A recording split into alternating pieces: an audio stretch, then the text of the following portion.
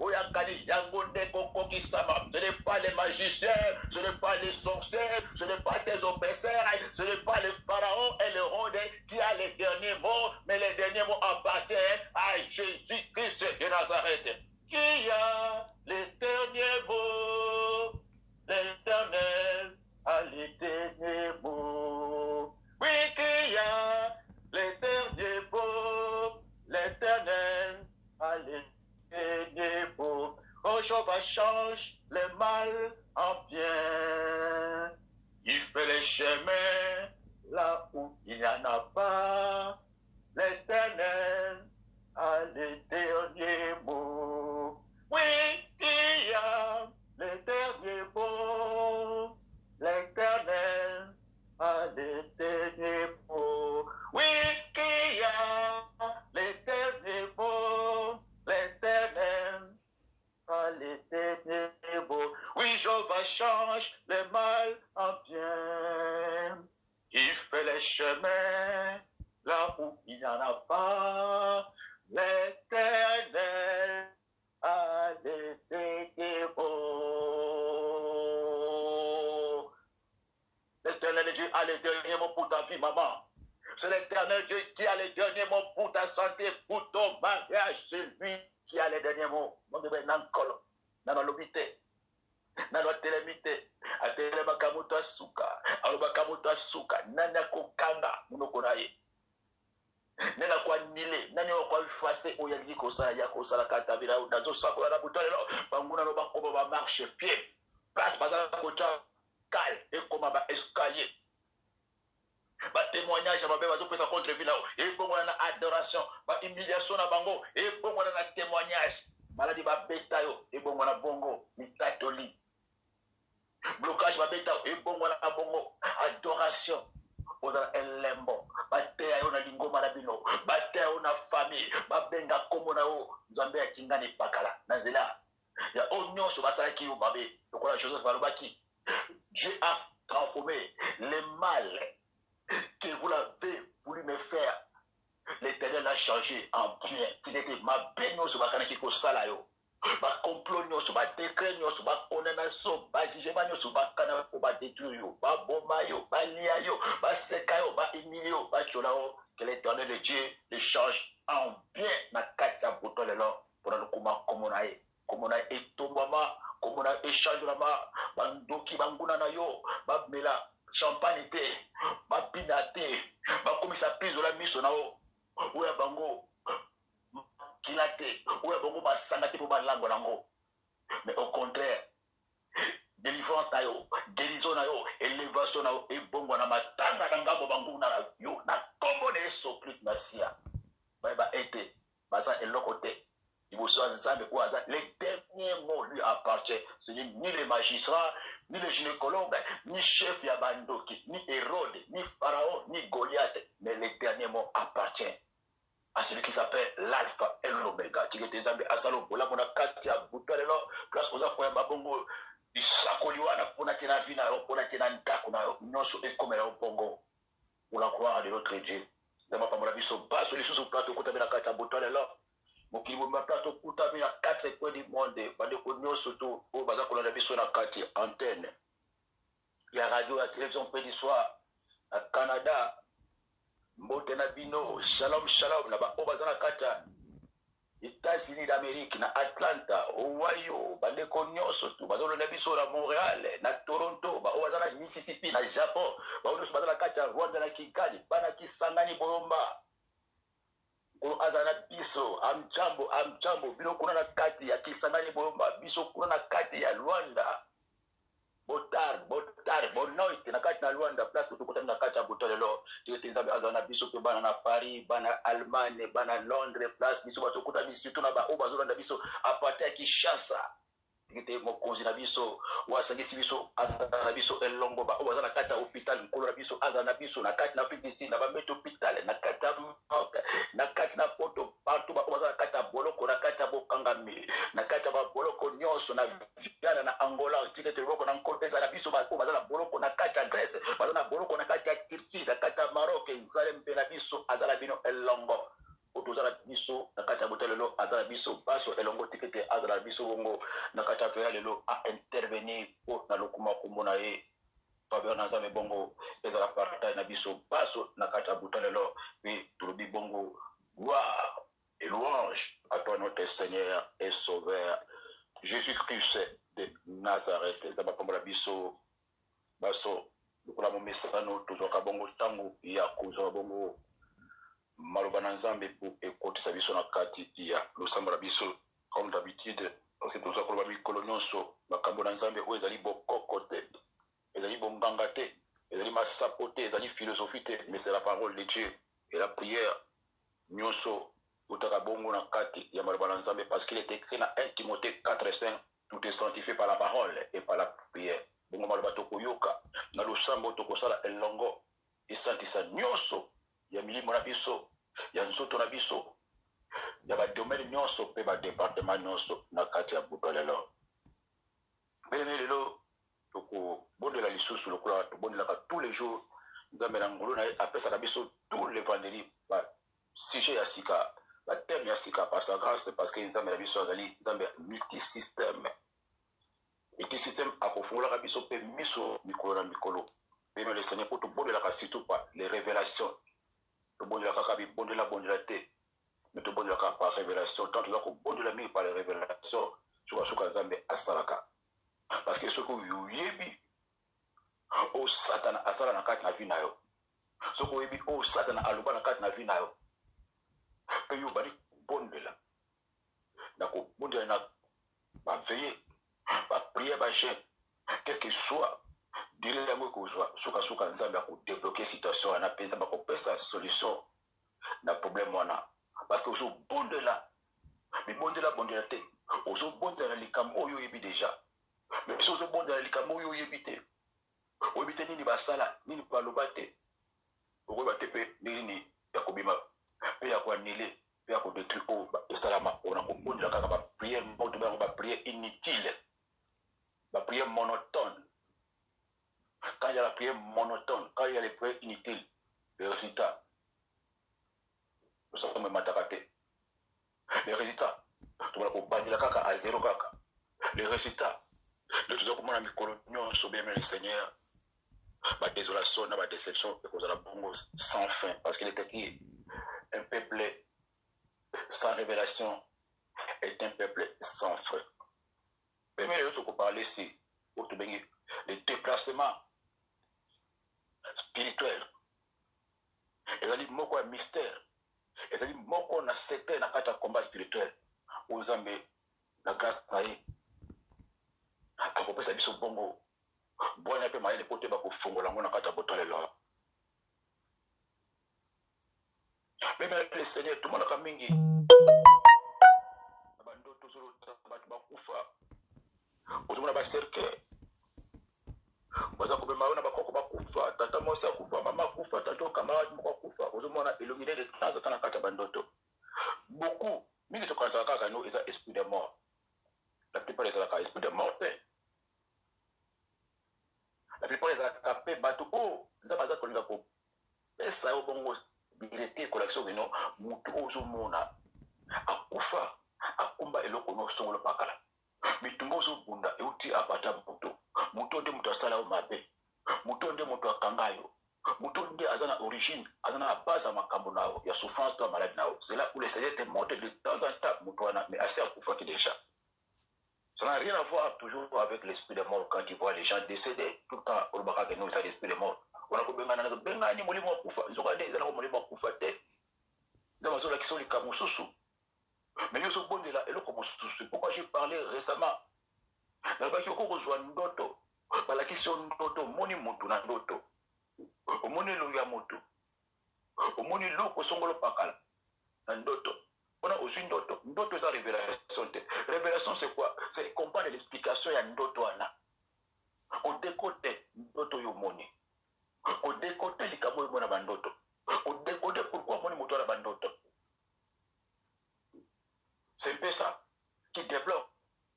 Et c'est un peu ça qui bloque quand tu ne connais pas l'explication ou décoder les rêves de Ndoto Yoloti. Voilà pourquoi Bano Monandotoana, Nous monaka moto na pe vie peut changer raté. Vous se rappelez solution les comme notre parce que au éviter pourquoi ça malaki saka yo yé. On est aquí entre parenthèses. Au moment où on a qui sont bien le qu'on a bandoto bien aimer le Seigneur. Il y a beaucoup de choses qui se cachent. Il y a tout bien un déplacement spirituel. Mystère à déplacement à monde ténèbres. Et ça moko ya maningas et ça makata mokila moleli. Mais parce que le monde spirituel c'est une réalité.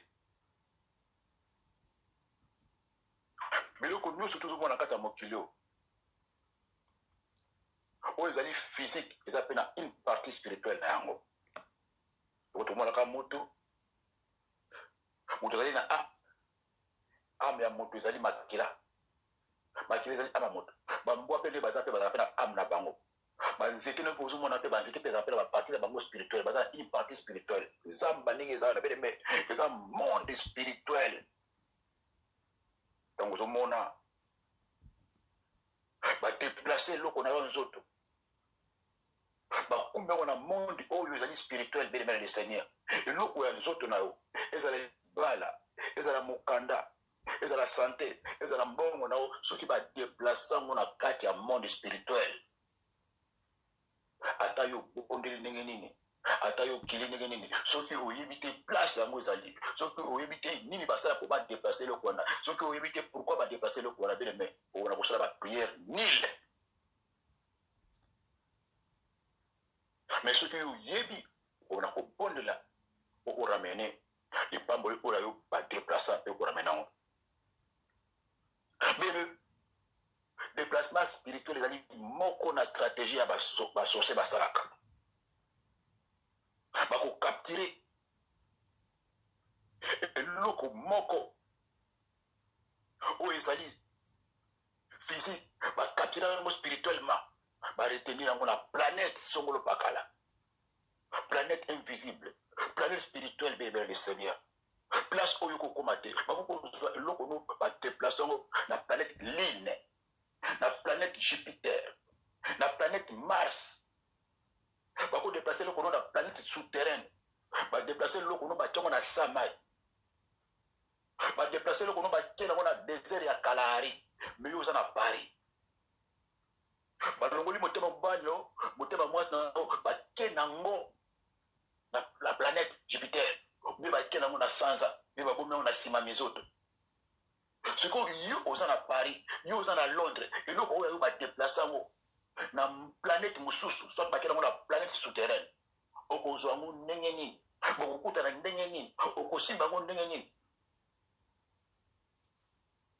mais parce que tozomona mabele oyo ozomona nini totambolaka likolo ya mabele oyo na seko na mabele eza mpe na oyo babengaka monde souterrain eza na rien à voir na séjour de mort.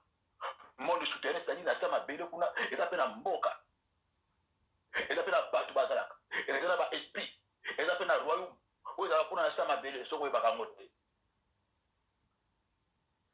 Zamba ndenge ozomona ndenge eza wana ozomona yango partie physique banzete na bakasa, mais na kati ya zamba eza mpe na monde spirituel oyo babengo ba génie de forêt, le génie de forêt parce que eza na banzete mosusu mpe elobaka eza lokola bato baza mpe na organisation na bango na monde ya zamba ndenge mpe na sa mabele ndenge eza wana ozomona kaka partie physique mabele toza koneta, mais partie spirituelle eza mpona na accès yo komona yango te na miso ya molimo mongebele na nkolo ndenge moko na mai ozomona kaka bo partie physique ozomona ebale babote ezotambola likolo na bamasuwa, mais na se kuna eza na monde oyo babengaka soko monde marin, royaume aquatique eza mpe na organisation, baza mpe na bandako, baza mpe na esprit bazalaka kuna na kati, eza mpe na makambo esalamaka kuna kaka lokola na mokili yo kokota kuna te mpe koyeba kuna te soki oza motu ya molimo te,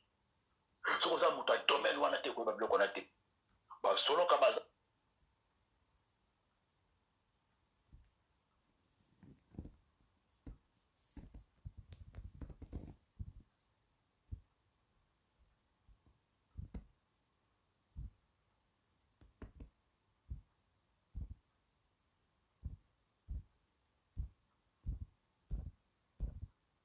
Mbene ndoki aza na posa ya visa te. Ndoki aza na tina passeport te pour déplacer. Eloko nzoto na yo pour akende nango. Aza na tina zo avion te. Aza na tina ya na masuwa te. Aza na tina te azwa hélicoptère amata na train to na métro. Parce que ça se passe spirituellement. À déplacer une sorte de séparément, va déplacer à Mouli, Monomoni, va déplacer Mouli, Monou, à la Poto, à Olalia, va quel mona qui s'assa na Moujimai, va s'accoupler na yo, va participer à la fête, va s'accali na yo, va combiso, va koni, après va zuniso, séparément, va déplacer à l'oko, va déplacer les balas na yo, va déplacer mariage na yo, aux amours, c'est vrai qu'il faut bala, mais ouais, les balas va déplacer, va comment on a désert à Kalahari. Bakozo va déplacer motema mobali na yo obareki na mobali malamu mobali lolango bozo linga na mobali bozo benga na mon bébé mon chéri après il a des homoni babeto ko piniri balunguli kaka motema mobali bakena mo place mosusu mobali tela ka nzoto apamba physiquement ozana mobali mais spirituellement balongola motema ya mobali bolingo ekufa tendresse ekozala te compassion ekozala te akokabela yo te akosipote te akosoutenir te parce que motema na ye eza place yoza te eza na planète mosusu ata bovandi na ndako bozosola na ye makanisi te eza mosika basi balongoli motema badéplace cela où ça provoque frigidité impuissance dispute marque de tendresse dispute incompréhension marque d'unité marque d'harmonie parce que eloko nyonso ezalaka ta motema lokola bolingo eutaka na motema compassion ezalaka na motema tendresse ezalaka na motema siko motema ya mobali ezala na te ya mwasi ezala te siko tendresse na amour na compassion ekoutaka wapi badéplasaka motema mongebeli na nkolo la sorcellerie le monde de ténèbres baza capable ya kodéplacer même mwana na kati ya libumu omoni zemi limwe moto abandi 2 mois bamoni kizemi 3 mois azaki na zemi bake na échographie batala mwana aza na kati ya libumu te mais pourtant basensation na basymptôme nyonso ya mwana ezalaki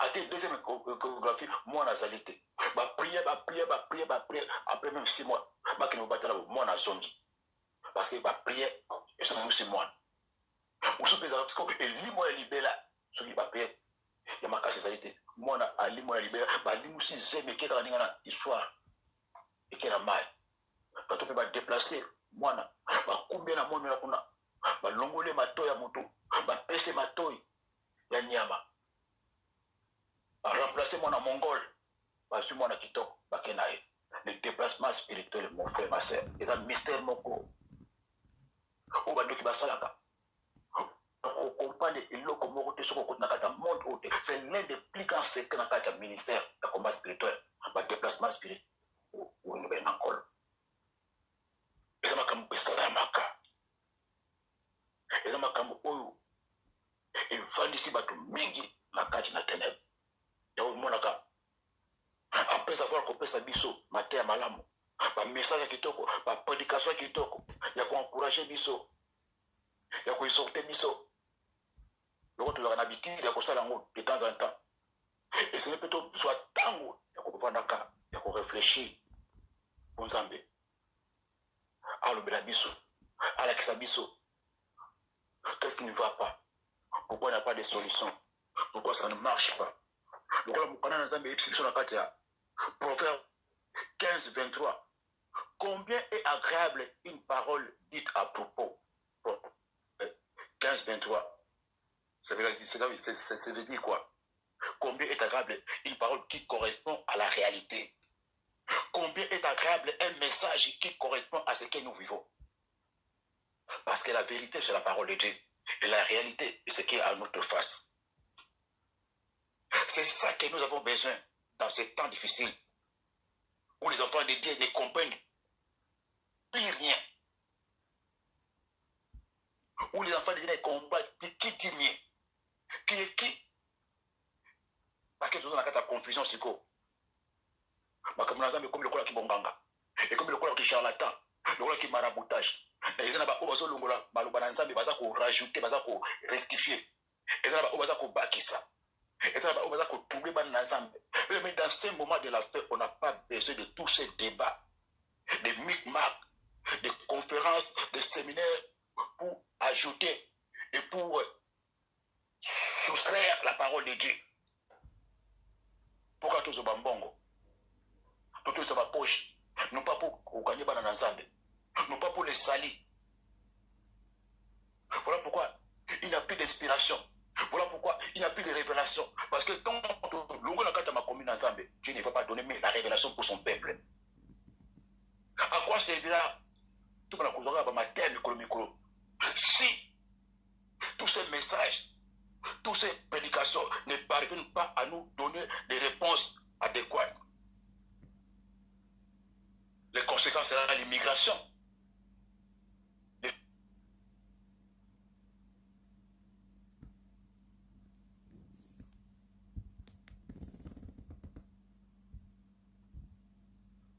Joie te bongo oyo esengelaki bango bazwa soki moto azwi eloko oyo asengelaki azwa akolongwa mpona tiani osomona moto alongwa na kompani oyo azofute malamu aza na salaire ya kitoko alongwa place wana place oyo bamboshe bapese motuka ya fonction bapese ndako ya fonction bapese nyonso baeleve ye moto akotika mosala na te biso omoni moto azolongwa na mosala te koloka kote mosusu c'est-à-dire donc atrouve mieux que ailleurs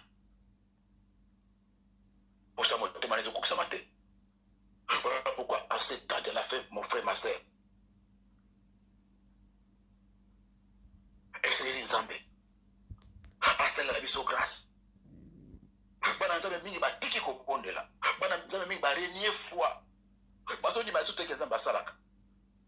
Bazoni basute ke bana nzambe ozalaka. Nzambe a miracle wana o asalaki na Bible asalaka. Puisque bazo vivre en côté na kata ba vila bango moko. Malgré les promesses, ma déclaration basée sur la philosophie et des raisonnements humains, évangile, pour nous c'est comme quelque chose de bizarre.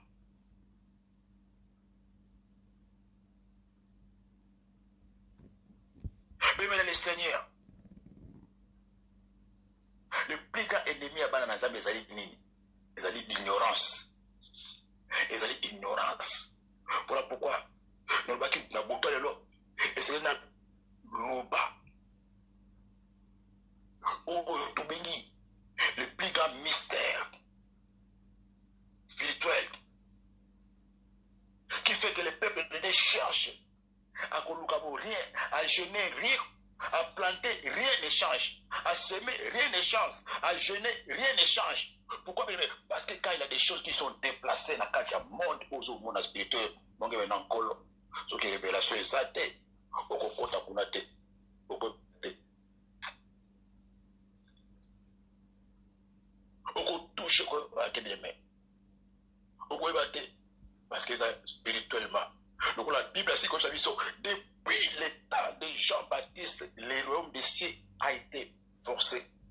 Et le royaume de cieux appartient aux violents. Mais le temps de Jean-Baptiste, et c'est le canard, décédé, siècle, ça fait bamboula, milliards de milliards de temps. Il y a air, il y a jour. Le temps de Jean-Baptiste, c'est le cani. Tellement longtemps. Mais à tout ce moment, le diable a développé des stratégies à tel point que on ne trouve même pas certaines stratégies dans la Bible.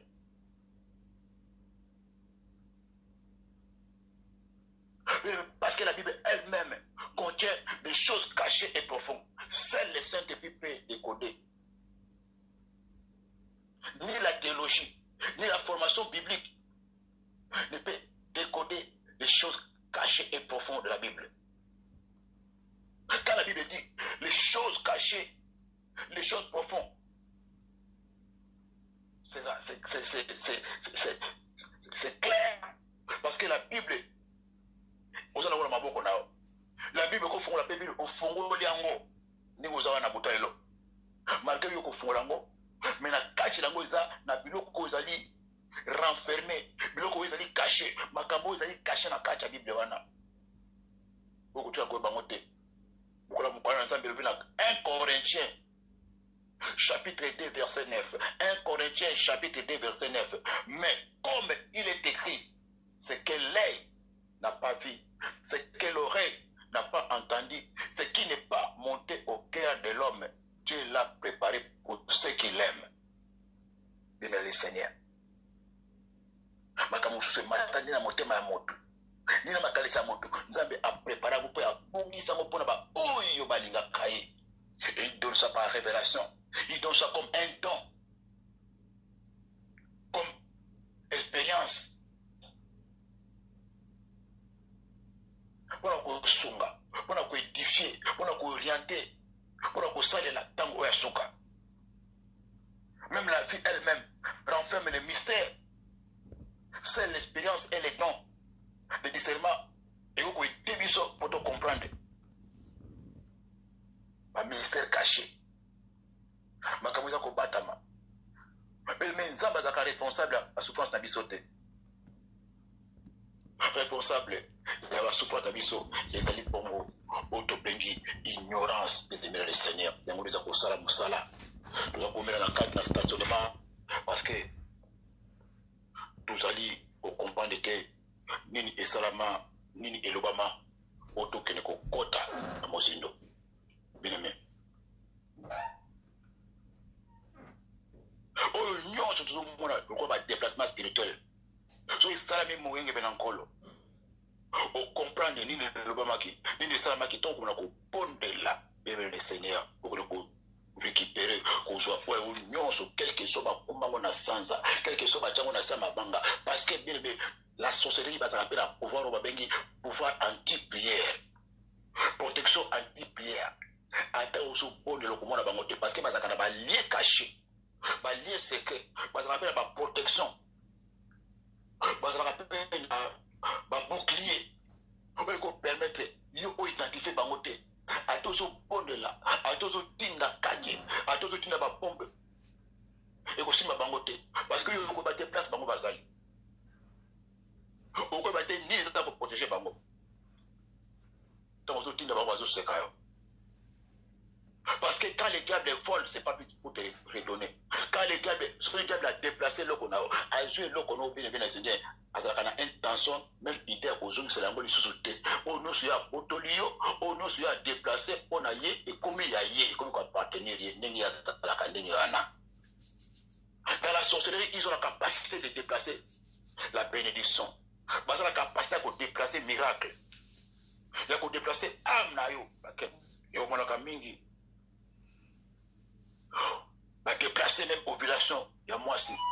Moi, c'est Azabi, donc l'hôpital, madame, parce que l'échographie dans gynécologue, ma camounion, surtout parce que l'examen, ma trompe ça bien, ma ovaire ça bien, ma éclairé ça bien. Mais moi, ça se peut dater. Les gens qui concernent mon bal au moment d'accouplement, ma déplacer ma ovaire, ma longoli utérus, surtout ma déplacer les semences à mon bal. Attends, moi, c'est dans ma période de ma vie, à reçoit ces métiers. Ma déplacer et l'eau qu'on y a dans le ma déplacer trompe, ma déplacer à utérus toni. On va faire beaucoup d'hôpital pour examiner. Donc, il y a maman Moussoussou.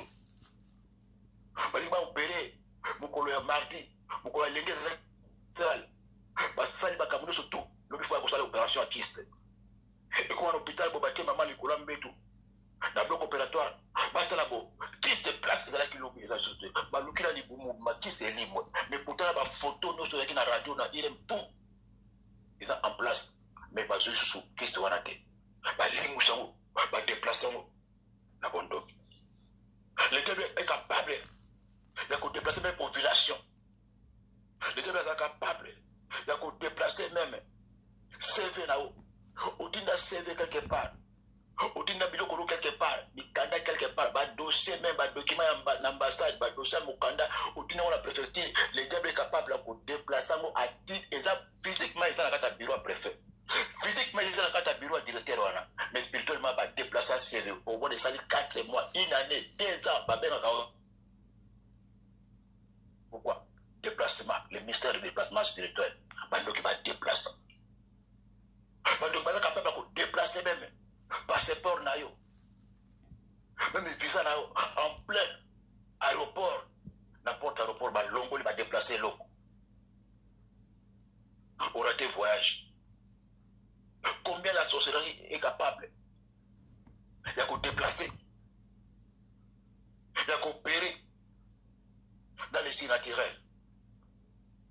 Alors qu'on déplace même voiture nayo. Voiture tout le monde a kata moi awa ba kozongo pe ba tambo lango tout monde ba déplacer ko ba kumbi lango ba koni na botu na makala.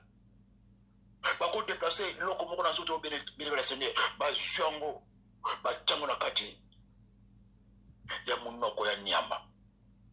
Na munoko ya nguma. Na munoko ya soso ba déplacer loko moko no ba déplacer carte bancaire nayo. Ba utiliser ngo na kata mai. Ba so gérer carte bancaire do na ténèbre. Ba zimbongo nayo. Ba zelo ko moko ba déplacer ngo toto ba kanyango na prison ba benga la prison. Mutu mo atambola kalango a chango na lipeka na ye atambola kalango akena kango na bilanga akango na kitamba na koko mo azana mboka kuna azana eloko no azana mokanda na yo akanga passeport na yo akanga dossier na yo akanga libala na yo achango meme na kata ikotide na monyere partout akenda kazaka nango na buto lelo déplacement nyoso ya eloko ya yo ya bénédiction na yo na département nyoso na domaine nyoso quelle que soit place yango ba déplacer eza na planète lune eza na prison ya kitambala eza na prison ya salipeka moto eza na moto achango na kata bon gagne azo tourner à bomba parce que la sorcellerie est capable de déplacer même toute une maison ba déplacer quand même ville mobimba ba déplacer entreprise na yo ba déplacer salon de coiffure na yo na moi ba mona kangote ba déplacer magasin na yo bien le Seigneur ba client ba leka kawana ba mona kate physiquement magasin za wana bien décoré na marchandise na kati ba to akota kate ba mona kangote ba déplacer ngo magasin za na kati tour de fait physiquement mais spirituellement et za na kati zamba mystère de déplacement. But baso mona to baso mona te. Bako déplacer même kitoko na yo. Moi c'est kitoko makasi. Beauté. But nous ba kaka kitoko mona moi soza nango. Akobala mutu munene. Akosunga famille. But nous tout misu ka kala kitoko e mona moi c'est kitoko bo. Mona moi c'est kitoko bo. Ona basai nini ba le bon. Ndolongoli kitoko na. Ba longoli kitoko no ba déplacer kitoko. Kitoko bo mona ici là ba baso kamba. Marie-Jeanne qui toko kene place ni. Okoma mabebo. Ba déplacer ka kitoko wengebe na nkolo. Ba déplacer même mayela mutu.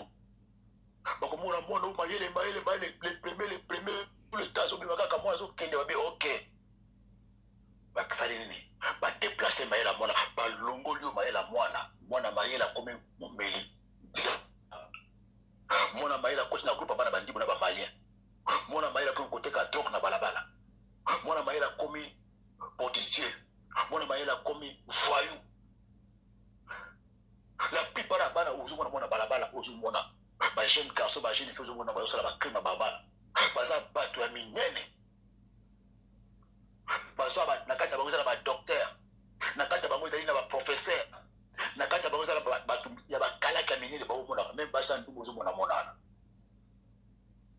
Parce que la sorcellerie ne peut pas utiliser, même détruire. Mon toit est le commode sorcellerie à détruire. À déplacer le commode Nakataro. À cause de l'intéresser la ligne Nakatinao.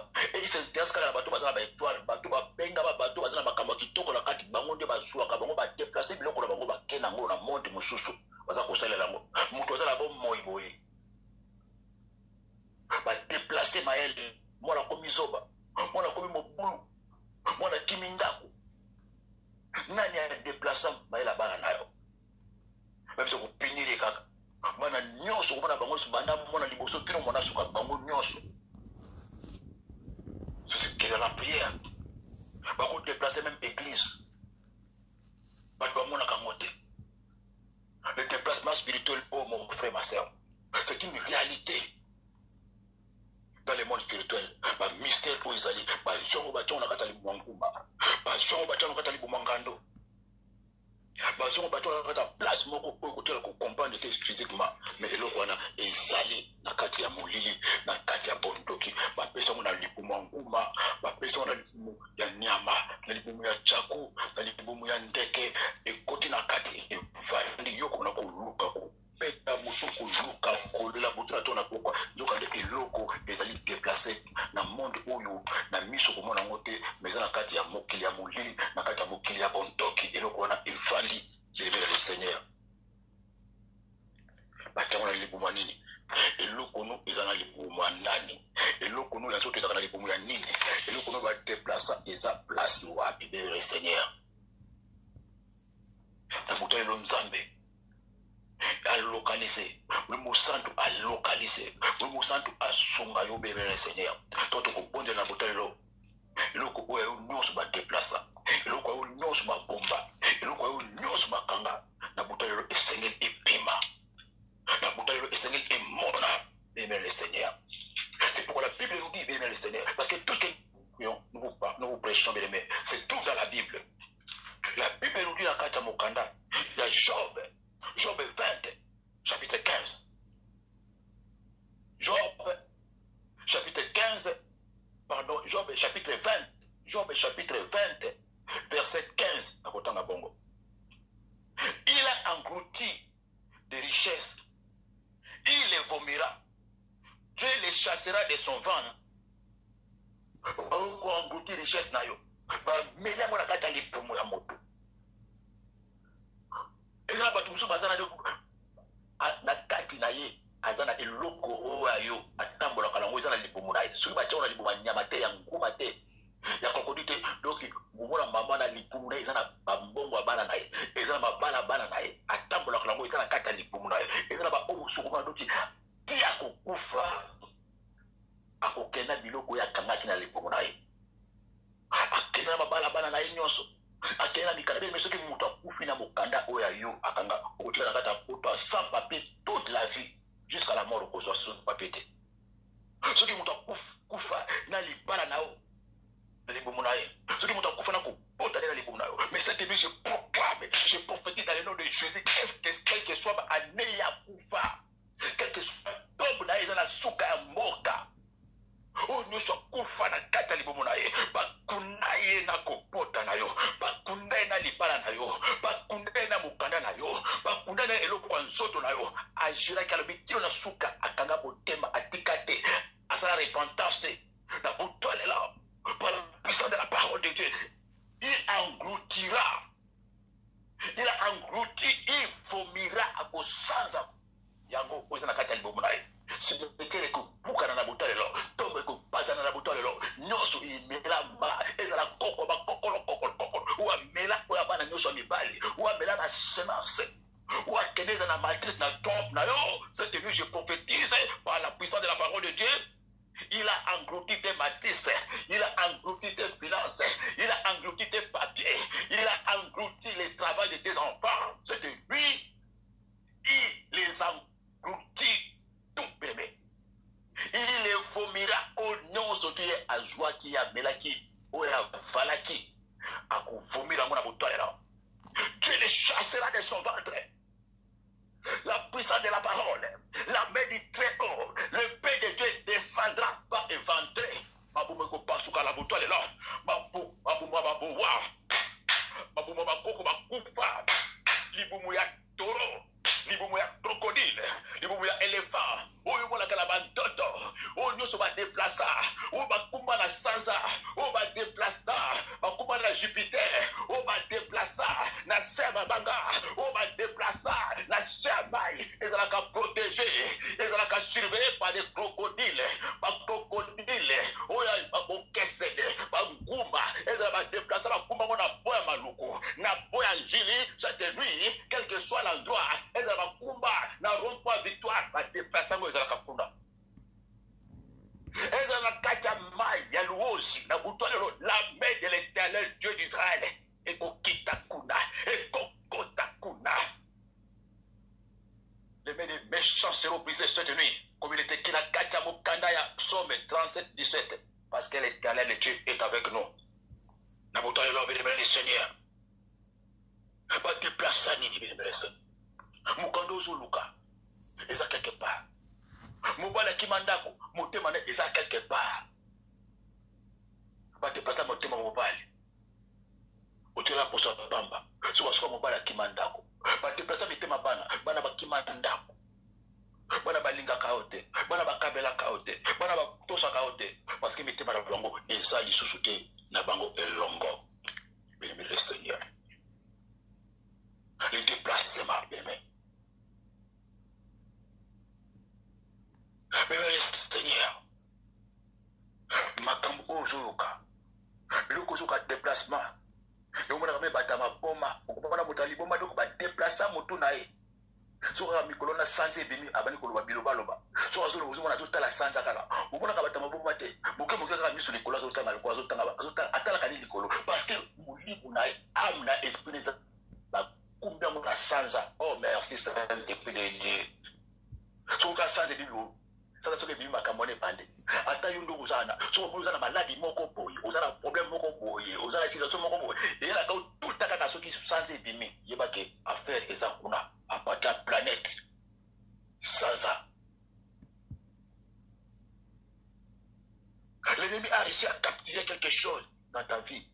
Où il a déplacé la planète Nini. Mais aussi, on a déplacé la planète Sokolo Pakala. Et le qu'on a physiquement, et le qu'on a matériellement, au côté de la cause, parce que tout ce qui existe physiquement ont une partie spirituelle.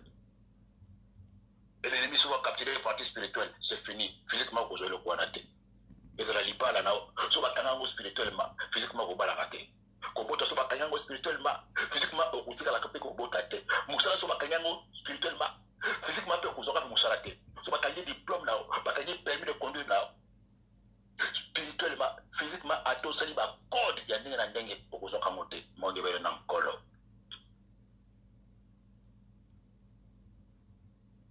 Et c'est une révélation. Et c'est une révélation, bien aimé le Seigneur. Pour biloko efongwama, pour biloko epesemela yo, pour récupérer biloko oyayo, pour récupérer nyoso oyayo, ezali bongo na déplacement na monde oyo ezali Nzambe te na botolelo.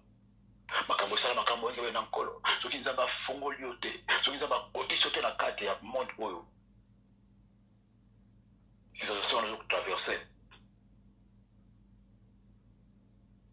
Et la bongo na victoire te.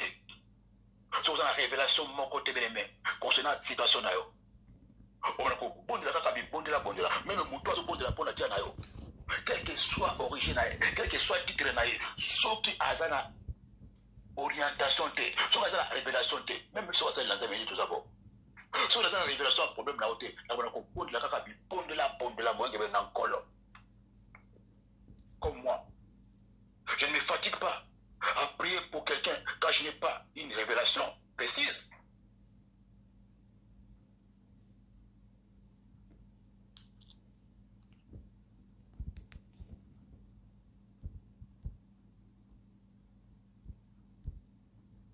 Il s'agit de maman, tout le monde a une révélation. C'est pour moi que j'ai prié des recherches pour te le cause, pour te donner de la malade. Quand on n'a pas de cause, quand on ne connaît pas l'origine, c'est comme un docteur qui ne comprend rien. Il te donnera n'importe quel médicament à coup doser et ces médicaments finiront à produire la mort ou à produire d'autres maladies.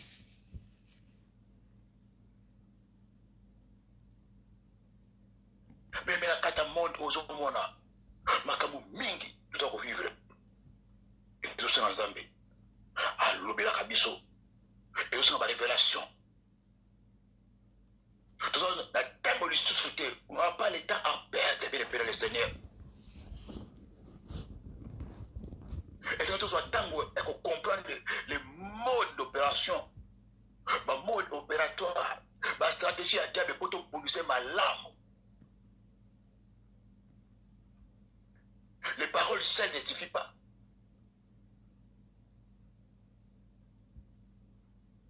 Et c'est tout une orientation. Tout a causé inspiration. Quand tu n'es pas dans le Zambé, pour que nous affronter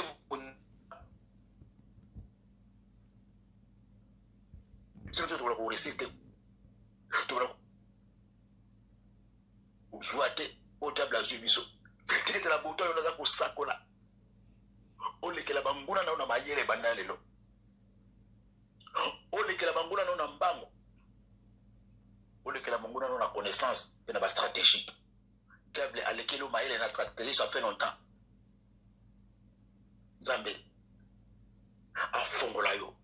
Zambé a équipé yo. Ocho son to ko la prière inutile. La prière aux bandi aux zongila aux zongila comment ils ont changé ça veut dire quoi ils ont simbaté. C'est pourquoi je dis là, il est impossible que tu puisses faire la prière pendant plusieurs jours avec des jeûnes et des prières. C'est quelque chose ou une situation que tu connais ce qui a été fait et ce qui a été dit. Et c'est impossible. On va répondre là, on va prier dans la situation, dans le problème, où Zambé a si appelé ça que révélation.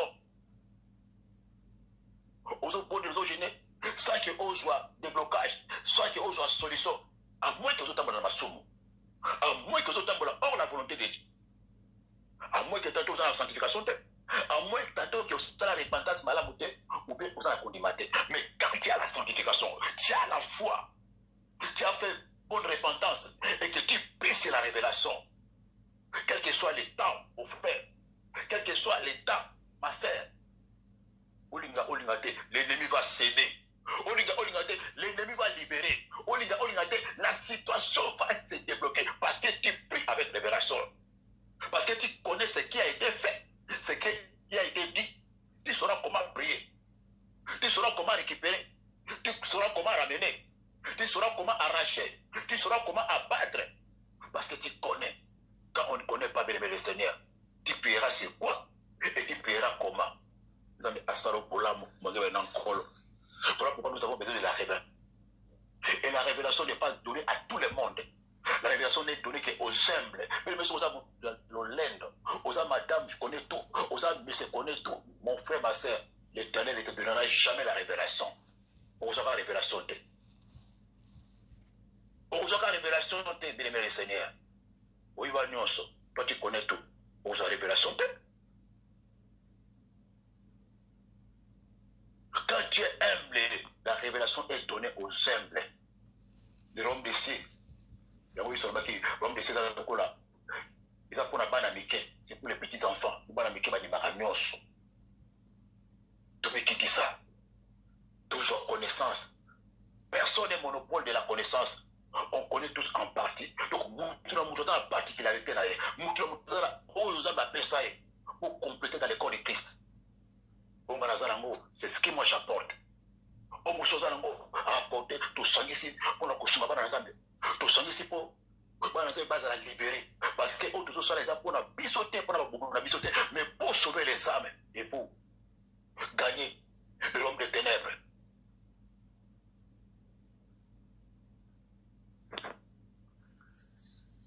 C'est pourquoi nous avons mettre cette colonion. C'est la sanctification.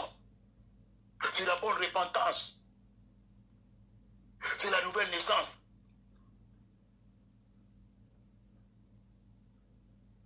Mais nous avons ma bonne de tout temps au stade dans la bouteille là. Ceux qui ont né de nouveautés, ont toujours via ma fornication, via Komelaka Masanga, via Komelaka Makaya.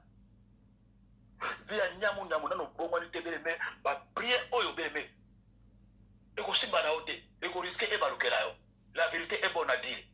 On n'est pas là pour vous donner les massages, mais les messages.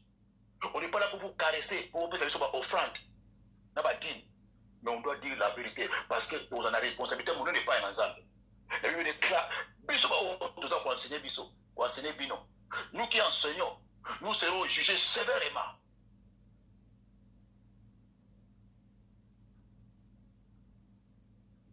Mais les seigneurs, et c'est tout ça rappelle la vérité. Avant tout, on va offrande dans la dîme. mais ça veut la vérité que non, ma prière, pourtant, vous l'avez ensemble. Vous avez fait ça offrande, on a pas dit, non, on a fait masumu. Vous avez fait masumu. Parce que Dieu ne peut pas bénir quelqu'un qui est dans les péchés. Dieu ne peut pas élever quelqu'un qui est dans les péchés. On est là comme dans la cima. Et la bénédiction de l'Éternel n'est suivie d'aucun chacun. Quand Dieu est béni, c'est de génération en génération.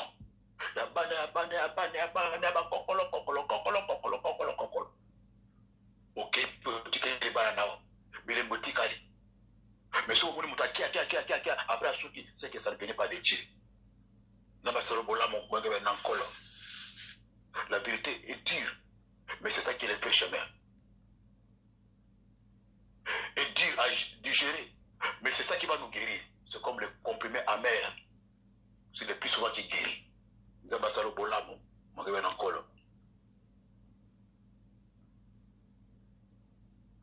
Monde spirituel, bien aimé, ce n'est pas le néant, mais c'est une réalité.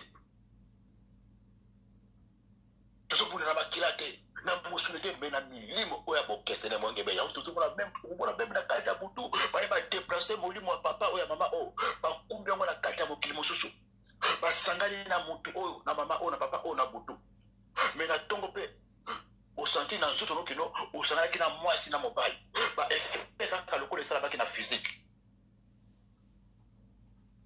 ba péché sexuel oyo bwa ko sala na moyi obiki na botambola kino na kobala na koyeba nzoto mwasi te to mobile te mais na butu baza kosalisa yango na nko parce que baza koparvenir kodéplacer âme na yo basui yango babebisi yango et malheureusement les conséquences esalabaka na adultère les conséquences oyo esalabaka na inceste ya bandoto eza pareillement il n'y a pas la différence entre les conséquences oyo esalabaka mpe na moi inceste na butu okutani na papa no osangani na papa no na butu osangani na grand frère na yo na butu mosa libala mobala libala osangani na mobali mosusu na mwasi mosusu les conséquences de l'adultère et de l'inceste spirituel sont pareillement avec celles qui sont physiquement.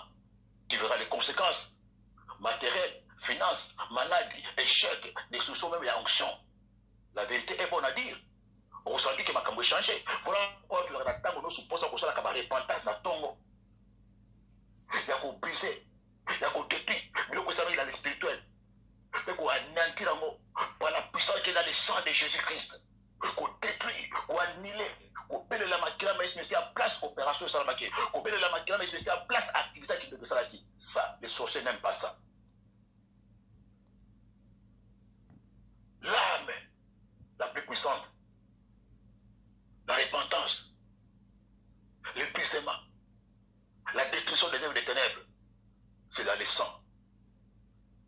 Au moins, on a ce que nous avons dit là, et aussi maté, ce que nous avons dit là, on détruit un bon os, on peut bien avoir effet secondaire, n'a pas résultat, non surtout. Oyo, yango et kumbaki, oyango et salamaki la kati, il y a le spirituel, physiquement et aussi la maté. Même programme à l'Iwa, malaki sur la bandoto, même le bahiba, le babomba, malaki sur la bandoto, ceux qui ont eu qu'on est la malade, parce que Dieu nous montre ces choses pourquoi. Et Dieu permet de voir qu'on a pour l'année. Pour ton bon de là, quand tu fais des bonnes prières, tout ce que tu as vu dans les spirituels, les négatifs, ça ne peut pas se manifester. Quand tu fais des bonnes prières aussi, tout ce que tu as vu de positif dans les spirituels, oko simba yango, oko mona yango, oko kanga yango, n'a pas beaucoup de parler. Parce que le spirituel impacte le physique. Ça va pas me place aujourd'hui. Nakata Boutalelo, Chamutuna se, mais le compétence à bien place aux alliés au commun. Mais sans un peu de place aux alliés Kata Boutalelo, moi je vais une colo. Vous êtes dans un place aux alliés maman.